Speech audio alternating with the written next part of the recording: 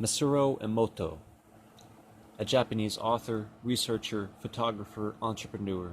And so this guy discovered one of the most fascinating scientific findings in human history, and one of the most beneficial for us to be mindful of. It's something that could literally change the planet and all of our lives. In fact, it is. Every single second of every day, every week of the year, month of the year of the decade, it is, whether we're mindful of it or not. And so he had this innate feeling that human consciousness has an effect on the molecular structure of water. So he decided to test his hypothesis and show the world. He wanted to try to influence the molecular structure of water with positive thoughts, words, and essentially bless polluted water with prayer and positive visualization. By the way, I don't know if you've seen the film titled What the Bleep Do We Know, but there's a special segment on the film dedicated to Emoto's findings. So I highly suggest that movie. But moving on. So Emoto wanted to prove to the world and the scientific community that the idea that our consciousness has an influence on water is not folklore or new agery, because as a researcher he understood that our planet, our lives, our biology, the complex organic systems of life and sustenance that surround us and penetrate us, everything right down to the invisible electromagnetic, atomic, subatomic levels of this that we call existence, is far out.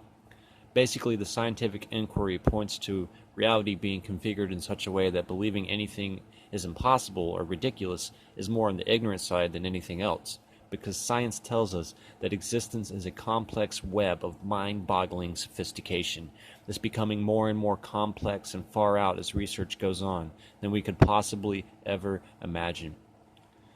So since 1999, Emoto has written and released several volumes of work entitled Messages from Water.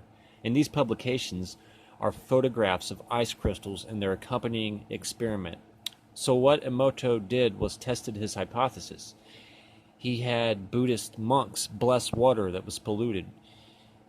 He had participants channel their thoughts, feelings, emotions onto water, and for each portion of water that was studied, he would freeze it and examine it under a high-powered microscope with photography enabled. His findings had finally proven his ideas that water is a blueprint of our reality here on Earth, and that the way we feel, think, and act has an invisible to the naked eye impact on the world around us. And think about this, since water is really just hydrogenated oxygen, consider what our thoughts, feelings, and emotions and consciousness may be doing to the air that surrounds us. After all, air is really just water without the added hydrogen, right? So Emoto also exposed water in glasses to different words, pictures, and even music. And as I mentioned earlier, he then froze them and examined them using high-powered microscopic photography. Generally, water that was exposed to anything positive created visually pleasing crystals, while negative words, vibes, emotions, thoughts, or music or consciousness created ugly frozen crystals. And I said generally, but what I meant was basically unanimously. So he even found that water collected from different areas of the world has its own unique crystal formation when examined. Emoto has published journals for the Society of Scientific Exploration and many others. So consider this the next time you grab yourself a bottle of water or pour yourself a glass of it. And remember, we are all made of mostly water. Our brains, our bodies, our planet.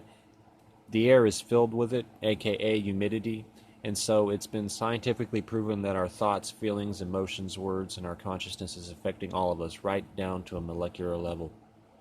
And even consider the fact that storms and hurricanes are made of water.